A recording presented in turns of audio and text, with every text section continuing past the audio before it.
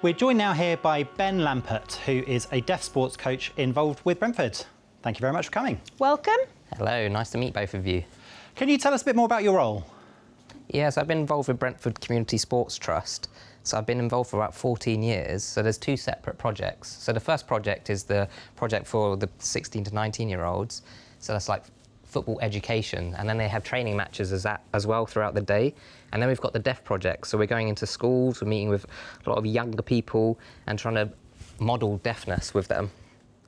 And how did you get the role in the first place? It's a long story, actually. So my father worked for Brentford Football Club. He worked here for 30 years and he worked in the finance team. So I kept going to Brentford matches on match days, got those free tickets because I would go with my father. My dad would go to the office and I'd be going to watch the football matches. And then people started to recognise me through my dad at Brentford Football Club. And at the same time, I was studying at university. And once I graduated, I was looking for a job. And when I applied, I found one of them was for Brentford Football Club, and it was the Community Sports Trust. And I said that to my dad, and my dad was like, why don't you try it and apply? And then since then, I've been working for Brentford, yeah. Also, I mean, hopefully deaf football now has more of a profile. Do you feel that that's reflected in Brentford? Do you think there's more people in the deaf community who are getting involved? What's your experience of that? Yeah, so in my experience, Brentford has been excellent at modelling to other UK clubs. Where are the other coaches within other football clubs? There's not many. I've been asking. You're the only one? They must have one or two out there, but I don't know who they are. And I was hoping that they'd see me at Brentford and be like, look, this is possible, and be a role model for other deaf people to become coaches. So hearing and deaf people can be coaches. So when you got the role, I'm sure there was lots of challenges and difficulties. Can you explain those to me? Absolutely. There are a lot of challenges.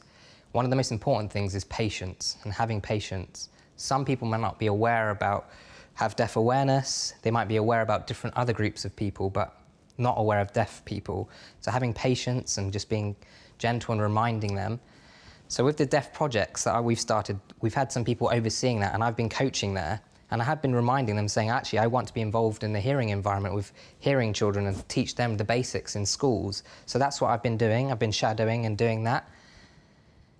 And then once they can see that there's potential there, there's motivation there, then I started to lead. And then I fed that back, and we kind of build that up. We always start shadowing, and then you kind of build that up. It's the same in the football pitch. You start shadowing, and now I'm leading. So I'm leading the football team. So you kind of build it up, and you have patience. And then that helps build awareness. That's a really interesting point. So linking onto that then, are the 16 to 19-year-olds you work with hearing? So you have a sign language interpreter with you. So then how do those players respond to you? I mean, and talk to us about patience in that context. Yeah, initially they were used to the interpreter as a third person there. And normally you'd communicate directly, and then there's a third person there. But what I always say to them is, in the future you might be working for a manager that speaks a foreign language, and they'd have an interpreter with them, so you need to adapt to that. So before you were working with the England deaf football team, can you tell me what that was like? Yes, I was assistant manager for England. We went to Greece. So with the deaf team, we went, and I really enjoyed that. That was the first time that I was there as assistant manager compared to when I was a player previously. And those roles are very different. As a player, you're just focusing on yourself. But as a coach, you're focusing on everybody else and developing other people and reflecting on their performances. So that's quite a burden, but I really enjoyed the pressure of that. So you've played for GB. Talk to us about some of your memories of tournaments and any successes as a player. Yes, I've been involved with the GB team for 15 years. My career with England has been a lot shorter, but I've been involved in the Deaf Olympics, the World Championships, various other tournaments. And I never forget that, and that's kind of how I got involved with the deaf world. It was through the GB football team, and I've been involved ever since. Yeah, I remember when we went to the Deaf Olympics, you know, quite new, and it's amazing to see how you've developed. You have good memories. Was that Australia, was it?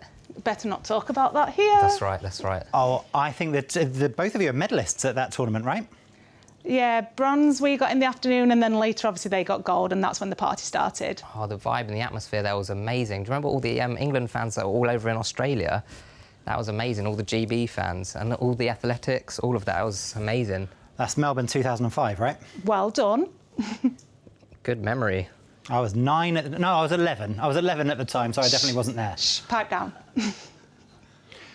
So I want to talk about deaf football clubs. Last season, we met with Memnos Kosti, who is manager of St John's, and we talked about the fact that lots of deaf football clubs are closing. What's your take on that, and how can we improve that situation?